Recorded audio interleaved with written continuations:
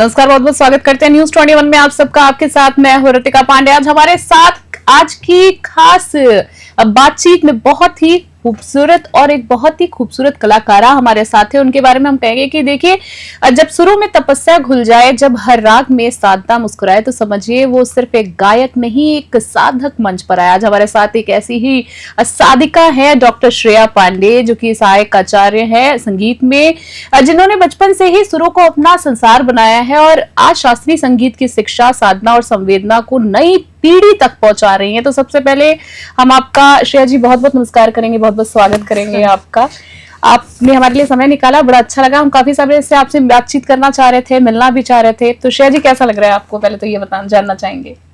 देखिए, मेरा पहला ये फर्स्ट एक्सपीरियंस है और थोड़ी नर्वस भी हूँ। जी बिल्कुल, हम आपको नर्वस होने नहीं देंगे। कलाकार बहुत मजबूत होते हैं क्योंकि काफी सारे संघर्ष और उतार चढ़ाव के बाद एक कलाकार परिपक्व होता है। तो हम आपसे चलिए आपके संगीत के सफर की शुरुआत करना चाहेंगे। तो मैं आपसे जानना चाहूंगी, आप संगीत क्षेत्र में आई हैं, तो सबसे अधिक प्रेरित किससे हुई थी? क्षेत्र में आने का उद्देश्य क्या रहा?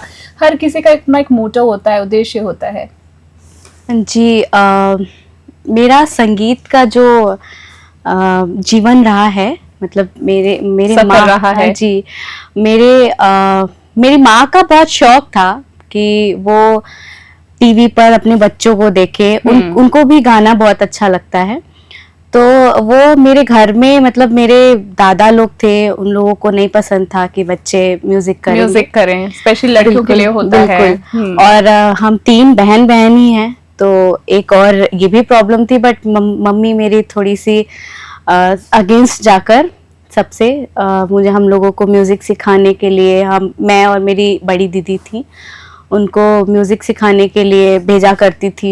थोड़ा डांट भी खाती थी, बट उस वक्त हम लोग थोड़ा इमेच्योर थे, तो ज्यादा अच्छे से रियाज वगैरह करते नहीं थे। लेकिन जब धीरे धीरे हम लोग भी बड़े हुए तो समझ में आया कि नहीं, संगीत तो वाकई में ऐसे मजाक में लेने वाली चीज नहीं है।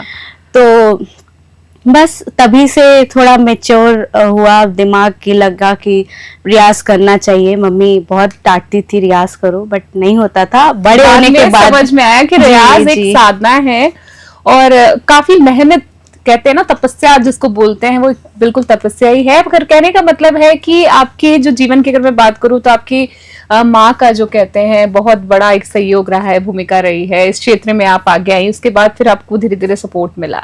आपसे जानना चाहूंगी कि आपने अब तक कुल कितने लाइव परफॉर्मेंसेस दिए हैं? उनमें से सबसे खास अनुभव कोई एक होता है ना, हम किसी चीज को भूल नहीं पाते हैं, कभी कोई खास मेमोरी? जी, परफॉर्मेंस की बात करें तो मुझे याद भी नहीं है जब मैंने परफॉर्मेंस करना शुरू किया था। पहले मैं डांस करती थी, बहुत छोटी थी, तो मेरी मम्मी डांस के लिए मुझे कॉम्पिटिशंस में मतलब पार्टिसिपेट कराया करती थी। तो मुझे कुछ भी याद नहीं है। मेरे घर में शील्ड्स जो होते हैं, वो मोमेंटोज एक अलमारी में पड़े हुए हैं, और मुझे सच में अभी भी याद नहीं है कि वो कौन से ईयर के हैं और कौन से, मतलब कब मैंने इसमें क्या गाया था, क्यों जीती हूँ। तो ऐसा मतलब मेरा चलता रहा। और बीच में जब कुछ ऐसा हुआ, प्रभाकर चल रहा था। प्रभाकर में एक गैप होता है हाई स्कूल के बाद हमें सीनियर डिप्लोमा करने के लिए, तो मेरा 8th में 5th ईयर हो गया, मैंने गैप कर दिया। उसके बाद जो डाउनफॉल आया, मतलब उससे पहले मैं ट्राई कर चुकी थी लिटिल चैंप्स में और इंडियन आइडल में, सब जगह ट्राई कर चुकी थी, जो जूनियर होते थे। जी। तो मैं ऑडिशन भी क्रॉस करती थी और मतलब वहां तक नहीं पहुंच पाती थी। बेसिक बात ये थी कि छोटा शहर मिर्जापुर से मैं बिलोंग करती हूँ, तो जब मैं एक बार लिटिल चैंप्स में गई थी, तो वहां पे अलका याग्निक के ऑडिशन तक मैं पहुंची थी। तो उनका ये कहना था कि बेटा आप किससे सीखते हो, तो किस गांव से आए हो? तो मैंने बताया कि मिर्जापुर। बोली आपकी आवाज अच्छी है, आप अच्छे गाइड से सीखो। तो मुझे अच्छे गुरु तो मिले ही, मेरे लिए तो वो सब अच्छे ही हैं, मेरे सारे गुरु जिनसे जो सीख मैंने गाना ही सीखा। तो मेरे पीछे बहुत सारे गुरुओं का हाथ है जी, जिन्होंने जी। मुझे सिखाया है, कोई एक गुरु नहीं। जी जी जी। और समय समय पर मुझे गुरु अच्छे से अच्छे मिलते गए चलिए। और मैं इसको पूरा करती गई। गई। आपके गुरु का शुभ नाम जानना चाहूंगी मैं।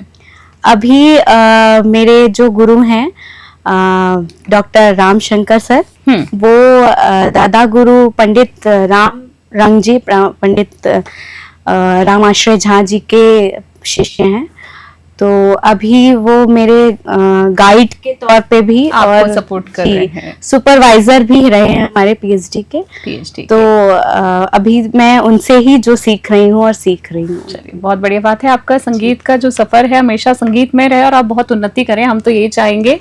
और हमारे दर्शकों को बताना चाहेंगे कि बहुत ही खूबसूरत गायिका है आप, काफी सीखा है इन्होंने, मेहनत की है। क्यों ना एक दो लाइन आपसे कुछ सुनने को मिल जाए सबसे पहले, फिर इंटरव्यू की शुरुआत और आगे भी जारी रखेंगे। जी। कुछ भी दो लाइन हमारे दर्शकों के लिए। मैं एक हंस ध्वनि में एक छोटा ख्याल से सुनाऊंगी। बिल्कुल।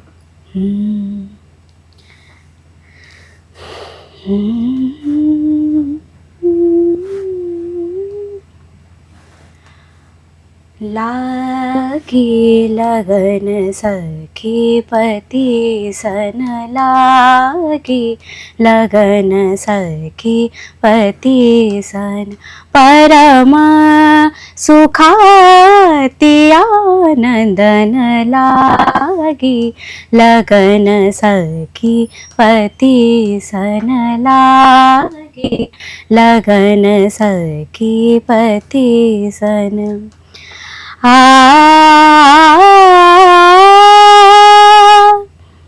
आए नई नयन कवन नयन वन, अंग सुगंधन चंदन माथे तिलक धरे, अंग सुगंधन चंदन माथे तिलक धरे, मृग नयन अंजन पवन ते अमर हो नितपति काज सुखन, लागी लगन सखी पति सन, लागी लगन सखी पति सन। क्या बात है मैम, बहुत ही वास्तव में आपका जो कहते हैं ना कि एक कलाकार की आवाज से पता चल जाता है कि उसकी कितनी तपस्या है। आपका रियाज जो है आपकी आवाज में झलक रहा है। वास्तव में जो कहा गया था आपके लिए कि बड़ी खूबसूरत आवाज है आपकी, और जितनी सादगी से आपने जितनी कठिन चीजों को आपने पेश किया है, वाकई में काबिल तारीफ है। बड़ी उज्जवल भविष्य की कामनाएं आपके लिए।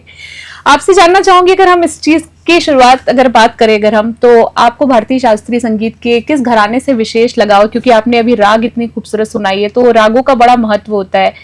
और कोई आपसे सीखना भी चाहे तो कैसे कांटेक्ट कर सकता है आपसे?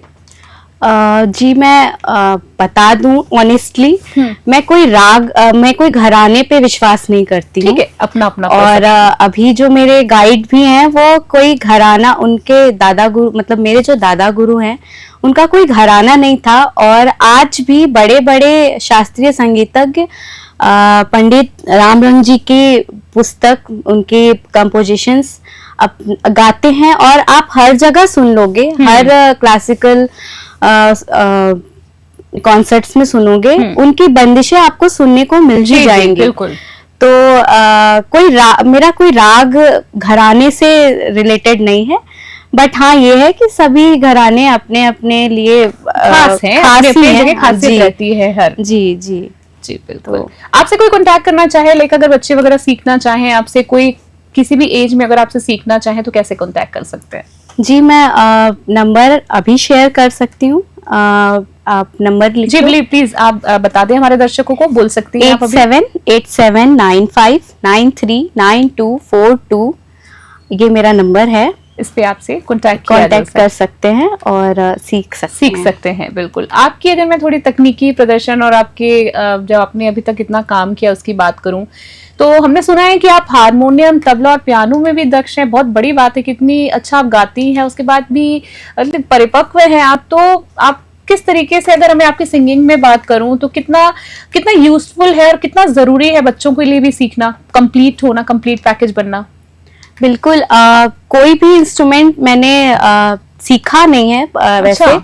वो क्योंकि बचपन से संगीत लाइन में मैं रही हूँ, तो वो अपने आप एक दिमाग सेंस होता है स्वरों का, वो अपने आप समझ में आ जाता है। और रही बात राग है तो लय की जानकारी होती है, तो थोड़ी बहुत तबले की भी जानकारी अपने आप ही होती है। क्या बात है। और अलग से सीख लो तो भी ठीक है, लेकिन आप जब कहीं डीपली जाओगे ना, तो आपको कोई भी इंस्ट्रूमेंट को अलग अलग सीखने की जरूरत है नहीं। कुछ वेस्टर्न्स अलग हैं, बट जो आपके गाने के साथ जो चलते हैं वो आपको अगर नॉलेज लोगे तो आपको अपने आप वो आपको आते जाएगा, मतलब आपको समझ आते ही जाएगा। और म्यूजिक मतलब गायन, वादन, नृत्य ये सब एक है। बिल्कुल। तो गायन बिना वादन के तो अधूरा ही समझा जाता है। और अभी भी मैं कोई इंस्ट्रूमेंट अभी भी मैंने गाया तो मुझे बहुत कमी लग रही थी कि कोई एक इंस्ट्रूमेंट होना चाहिए।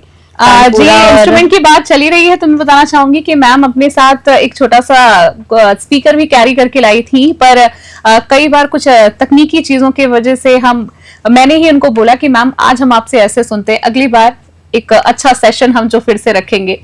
आपसे जानना चाहूंगी, अगर मैं अब जमीनी हकीकत की बात करूं तो आपने मैम देखा होगा कि चलिए अच्छी अच्छी बातें सब करते हैं, पर अब स्ट्रगल की थोड़ी सी बात कर लेते हैं कि स्ट्रगल कितना रहा था, कितना सपोर्ट मिला था। क्योंकि आपको बहुत अच्छे से पता है कि एक जो कलाकार की जिंदगी में ना बहुत ज्यादा जरूरी होता है, एक सपोर्ट बहुत ज्यादा जरूरी होता है, क्योंकि आपको सही समय पे अगर सपोर्ट मिलता है तो आपकी आत्मा डेवलप भी हो जाती है, और वरना अंदर से एक कलाकार घुटने भी लगता है। बिल्कुल।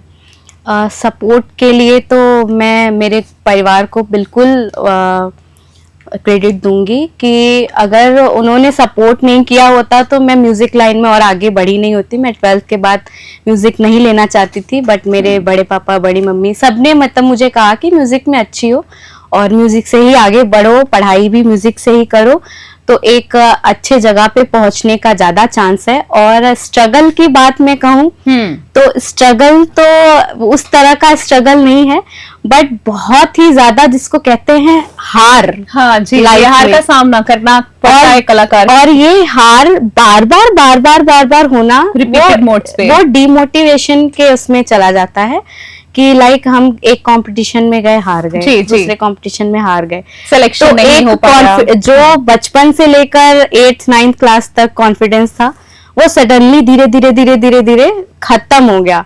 और आज भी मैं बहुत नर्वस होती हूँ। वो तो मेरे गाइड है, मेरी मैम है डॉक्टर सरिता त्रिपाठी, उन लोगों के वजह से वो कॉन्फिडेंस देती है, नहीं बेटा तुम कर सकती हो। तो मैं धीरे धीरे अब आगे निकल रही हूँ। बाकी मुझे हार की वजह से डीमोटिवेशन तो मतलब बहुत मिला है। और अब मेरे हस्बैंड भी क्योंकि म्यूजिक में है। आपके हस्बैंड के बारे में हम थोड़ा जानना चाहेंगे। काफी सारे हमारे दर्शकों को बताना चाहेंगे कि मैम के मुंह से और काफी बार इनकी परफॉर्मेंसेस वगैरह में हमने इनके हस्बैंड का काफी जिक्र सुना है कि बहुत अच्छे कलाकार हैं वो भी, और इनको बहुत सपोर्ट करते हैं, बहुत अच्छे म्यूजिशियन हैं, तो उनके बारे में मैं जानना चाहूंगी। मेरे हस्बैंड भी वोकलिस्ट ही हैं, और मतलब मैं जहां तक देखती हूँ मुझे उनके सामने गाने में थोड़ा सा नर्वसनेस लगता है, क्योंकि मैं मानती हूँ कि वो बहुत अच्छा गाते हैं। और एक सपोर्ट, ऐसा मॉरल सपोर्ट होना चाहिए। बिल्कुल। और थोड़ा बहुत जो मैं शादी के बाद थोड़ा अपने अंदर कॉन्फिडेंस ला पाई हूँ, उनकी वजह से ही ला पाई हूँ। उन्होंने बहुत सपोर्ट किया, बार बार मुझे कहते रहे कि तू बहुत अच्छा कर सकती है, तू कर। तो एक पीछे से सपोर्ट होना बहुत जरूरी है। सोल पार्टनर बोलते हैं मैम, सोल पार्टनर जब आपके होते हैं सेम फ्रीक्वेंसी सेम वाइब्रेशन के, तो आपको सपोर्ट ही मिलता है, उन्नति मिलती है। जी।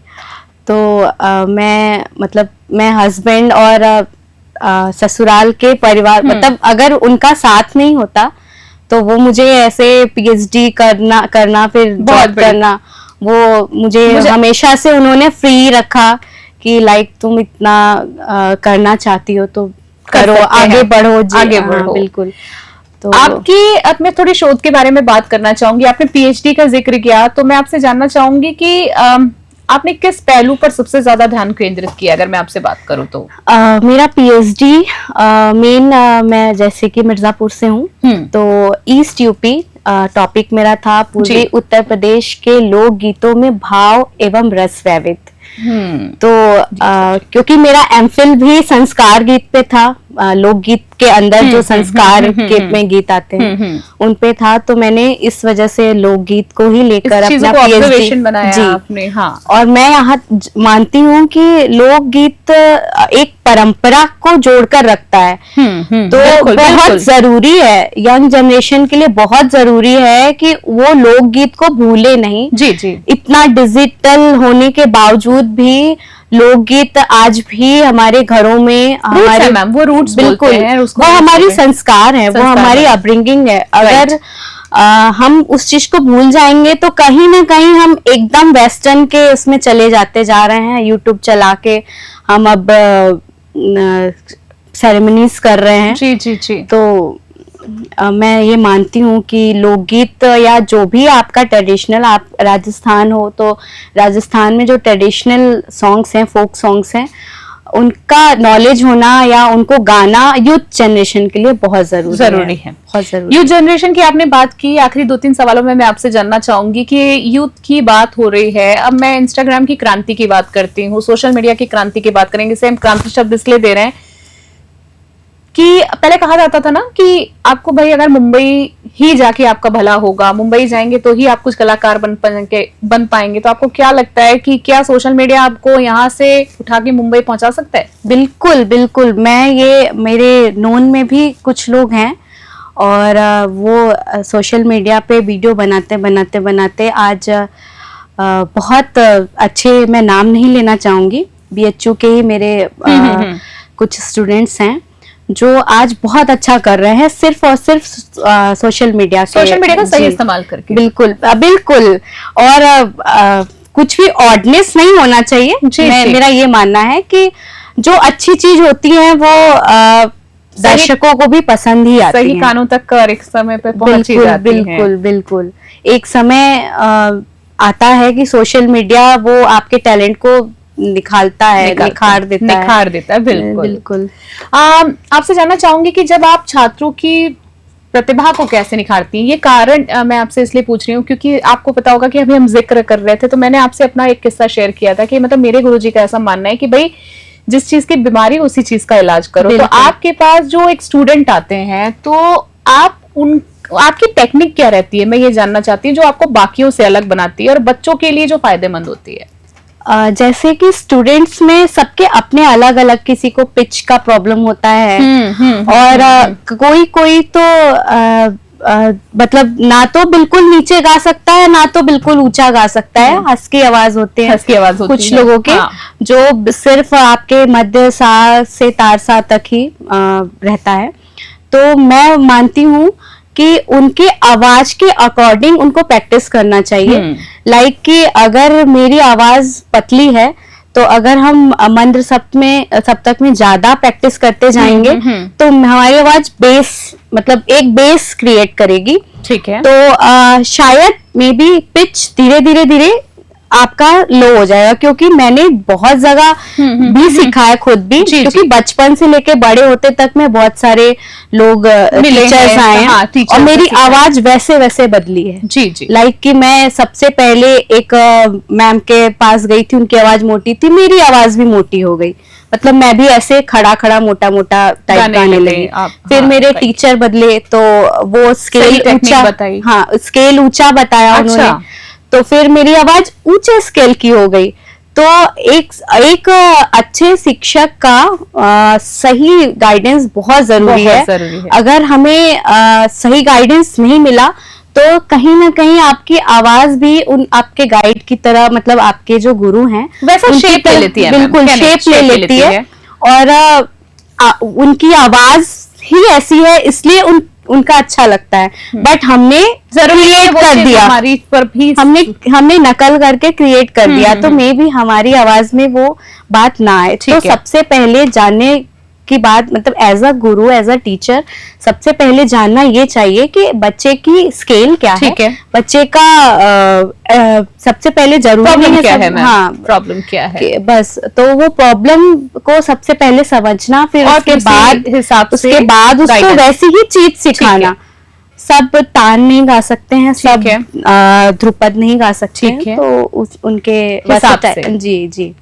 आपसे जानना चाहूंगी कि आपने सुबह ए बनारस जैसे बड़े मंचों पर भी प्रस्तुति दी है, काफी मैम के बारे में बताना चाहूंगी, नेशनल इंटरनेशनल लेवल पे भी ये परफॉर्म कर चुकी हैं, तो ऐसे आयोजनों से आपके गायन में क्या निखार आया है? आपने अगर हम बात करें तो IIT BHU की बात करें, छात्रों को भी पढ़ाया है, वहाँ के अनुभव और चुनौतियां क्या रही हैं आपकी? IIT BHU के बच्चों को पढ़ाने का मतलब हम लोग के रिसर्च के दौरान हमें एक प्रोजेक्ट मिलता था, लाइक कि एक सेशन के बच्चों को पढ़ाना होता था। तो मैं जाती थी, तो बच्चे क्योंकि BHU IIT के हैं वो क्लासिकल तो जानते हैं, तो उन्हें सबसे पहले थोड़ा सा, क्योंकि 100-200 बच्चों को एक साथ हैंडल करना प्रॉब्लम वाली बात होती है, और संगीत ऐसा सब्जेक्ट है कि हम एक साथ तो बिल्कुल हैंडल नहीं कर सकते। बिल्कुल। तो मैंने देखा कि एक बार मैंने ट्राई किया पहले क्लास में कि अलंकार देखें सिखाकर, बट कुछ बच्चे बोर होने लग गए। मैं समझ गई कि इनको क्लासिकल नहीं सिखाना, तो मैं उनके इंटरेस्ट के हिसाब से उनसे ही बॉलीवुड गाना पूछती थी कि आज आप लोग क्या सीखना चाहते हो, तो वो हमें बताते थे। फिर मैं उनको जब वो साथ में गाते थे 10-10 ग्रुप कर लेती थी मैं, तो वो गाते थे, फिर उसमें मैं बताती थी कि लाइक आपका पिच जस्ट डबल हो गया। ओके। तो इस तरीके से आप उनको गाइड करना, उनको क्या सिखा सकते हैं, 3-6 महीने में तो कुछ सिखा नहीं सकते, बट एक गाइडेंस होना होता है कि आप सही गा रहे हो कि नहीं सही गाई। बहुत सारी योजनाएं गवर्नमेंट लेकर आती है। आखिरी 2 सवालों में मैं आपसे बस ये जानना चाहूंगी, बहुत सारी गवर्नमेंट योजनाएं लेकर आती है, हर चीजों के लिए मैम अलग होती है। म्यूजिशियंस के लिए आप सरकार से क्या कहना चाहेंगी कि किस तरह की कोई स्कीम लानी चाहिए जिससे आर्थिक तंगी की वजह से जो कलाकार है नहीं आगे बढ़ पाते हैं, तो उनको सपोर्ट मिल सके? क्योंकि अगर मैं ज्यादा डिटेल में ना जाके अगर मैं बात करूं, गुरु शिष्य परंपरा ग्रांट करके एक है योजना है जिसमें मतलब 15,000 से करीबन 10,000 तक जो है सहायता मिलती है, तो क्या ये वास्तव में मिल रहा है? आपको क्या लगता है? कहीं कहीं है, जैसे स्पिक मैके है, कुछ संस्थाएं हैं ऐसी जो मिल रही हैं, क्योंकि मुझे राजस्थान का ज्यादा आइडिया है नहीं बिल्कुल मैम, बट मेरे यूपी में कहीं कुछ संस्थाएं हैं जो, क्योंकि कोरोना के बाद से जो कलाकार की स्थिति दशा हुई है वो बहुत ही दयनीय हो गई थी, और जिसके पास रोजगार नहीं है सरकारी, वो तो बिल्कुल मतलब एक कहते हैं ना कि बिल्कुल समय दिखा देना, स्थिति दिखा देना। तो एक कलाकार के लिए एक परमानेंट इनकम होना बहुत जरूरी है आज के समय में। तो मैं सरकार से ये रिक्वेस्ट करूंगी जी बिल्कुल कि आप जो भी कलाकार हैं, आर्टिस्ट हैं, चाहे शास्त्रीय संगीत हो चाहे कोई भी बॉलीवुड, उनके लिए एक ऐसा संस्था खोले या जो भी आप कर सकते हैं कि जिससे उनको कोरोना जैसे समय में कभी भी ऐसी कोई दिक्कत आई तो उन्हें इतनी ज्यादा प्रॉब्लम, कुछ लोग इतने डिप्रेशन में चले गए कि इतनी ज्यादा प्रॉब्लम का सामना करना ना पड़े। तो ये एक बहुत अच्छी आपसे सरकार से अपील कहेंगे हमारे चैनल के माध्यम से आपने जो रखी है कि वो काल में जो भी प्रॉब्लम्स उन्होंने फेस की है, वो एक मानसिक जो तनाव था उससे देश कहीं हद तक अब वो बुरा है, पर ऐसी आगे कोई ऐसी स्थिति पैदा ना हो उसके लिए पहले से इस तरह की योजनाएं बहुत ज्यादा जरूरी है। अगर मैं आपसे बात करूं, अगर आपकी कुछ रिसर्च के बारे में बात करूं, आपकी प्लानिंग्स बात करूं, फ्यूचर रिसर्च की बात करूं, प्रोजेक्ट्स की बात करूं, तो म्यूजिक में आपने आगामी शोध कार्यों की परियोजना के बारे में अब क्या योजना बना रखी है? बिल्कुल, अभी मैं फोक को ही लेकर चलना चाहती हूँ। अगर मैं राजस्थान में रही तो भी मैं यहाँ के फोक को भी आगे लेकर जाना चाहती हूँ। यहाँ की कुछ फोक्स भी मुझे अब मेरे गुरुओं ने सिखाए हैं, और मेरे यूपी के बारे में तो मैं फोक बिल्कुल मैं चाहती हूँ कि इस पे एक फ्यूजन भी बना, क्योंकि जनरेशन के हिसाब से बिल्कुल उनके इंटरेस्ट के हिसाब से एक फ्यूजन आज भी बन रहे हैं, कहीं कहीं बन रहे हैं कॉन्सर्ट्स। तो मैं और मेरे हस्बैंड कभी कभी बात भी करते हैं कि जो कुछ हम लोगों के पारंपरिक सॉन्ग्स हैं उनको फ्यूजन करके, क्योंकि उनका बैंड चलता है, तो मेरे मतलब हम लोगों ने प्लानिंग कर रखा है। बहुत अच्छी बात है, हम चाहते हैं धरातल पे उस प्लानिंग को हम जल्दी देखें मैम आप लोगों के। तो उसका कुछ अच्छा सा यूटिलाइज करके बिल्कुल यंग जनरेशन तक के पहुंचाई लिए जाए। आप करना चाहिए। एक आखिरी सवाल, आज का आखिरी सवाल आपसे जानना चाहूंगी, उन बच्चों के पेरेंट्स के लिए क्या मैसेज आप देना चाहती हैं जो बच्चे संगीत में आना चाहते हैं पर पेरेंट्स नहीं चाहते हैं, और उन बच्चों के लिए क्या मैसेज देना चाहेंगी जो शॉर्टकट अपनाते हैं? बिल्कुल, मैं शॉर्टकट तो मतलब ये कहूंगी कि हार्मफुल है। बिल्कुल आप शॉर्टकट में जाइए मत। अगर आपको म्यूजिक सीखना है, लाइक कि आपको मनोरंजन के लिए सीखना है, तो भी आप शॉर्टकट मत जाइए। म्यूजिक को रोजगार जल्द से जल्द बनाने की कोशिश मत कीजिए, नहीं तो जो अच्छे म्यूजिशियंस है ना, उनका भी पतन होगा। मतलब एक कंपटीशन को आप बिना मतलब की भेड़ चाल में ले आकर और अच्छे आर्टिस्ट का भी एक गला घोटने वाली बात हो जाती है और एक हक की बात हो जाती है। बिल्कुल। तो शॉर्टकट मैं सबसे रिक्वेस्ट करूंगी, आप शॉर्टकट मत लीजिए म्यूजिक में। और पेरेंट्स को मैं ये बोलना चाहूंगी कि संगीत ऐसी चीज है कि आप सोचते हो कि संगीत को क्यों मतलब ऐसे क्यों लेते हैं। संगीत के अभी भी आज भी बहुत सारे जगहों पे संगीत डिपार्टमेंट को भी लोग ज्यादा, अरे ठीक है गाना ही तो गाना है, लाइक इस तरह से। तो मैं सबको, सिर्फ पेरेंट को नहीं, सबको बोलना चाहूंगी कि संगीत नहीं होता तो मेरे ख्याल से हम आप जो बात भी कर रहे हैं वो भी एक स्वर है। आप इतना संगीत को नीचे क्यों समझते हैं, मुझे समझ में नहीं आता है। एक संगीत मेडिटेशन हो सकता है। और जो बच्चा पढ़ने में कमजोर है, एक बार आप उनको संगीत का साउंड थेरेपी और उनको अच्छी अगर वो गा नहीं सकता, लाइक तो म्यूजिक है, इंस्ट्रूमेंट्स हैं, मतलब सुनाइए उनको, हीलिंग देखिए। बिल्कुल, देखिए आपके बच्चे का जो कंसंट्रेशन है ना, वो डबल बढ़ेगा। तो संगीत को आप मेडिटेशन के तौर पे भी समझ सकते हैं। तो जरूरी है छोटे बच्चों को भी किसी तरीके से कहने का मतलब है आपका बात का कि जोड़ के रखना जरूरी है। श्रेया मैम, आज आपसे बात तो आगे करने की इच्छा है, पर कुछ समय के चलते हम चाहेंगे कि आज की जो चर्चा है हम इसको यहीं फिलहाल के लिए विराम देते हैं। पर आज आपसे बात करके बहुत कुछ संगीत के बारे में, आपकी संघर्ष से लेकर आपकी सफलता को लेकर जो एक आपकी जर्नी रही है, बड़ा कुछ एक सार जो निचोड़ जो सीखने को मिला है वो ये है कि शॉर्टकट नहीं होता है, मेहनत जरूरी है। और उसी के बल पर आज जो आप आगे आई हैं, आपके उज्जवल भविष्य की श्रेया जी हम बहुत बहुत कामनाएं देना चाहेंगे। थैंक यू आपका संगीत में जो सफर है हमेशा जारी रहे, और आप और आपके जो पार्टनर है, आपके हस्बैंड है, मिलके ऐसे ही कहते हैं ना, मदर अर्थ को हील करे। हर किसी का एक सोल पर्पस होता है, आप संगीत के जरिए हील करिए और हम आपको बहुत ही ऐसे शाइन करते हुए देखें। और जल्दी किसी चर्चा में आपसे मुलाकात होगी। बहुत बहुत धन्यवाद देना चाहेंगे।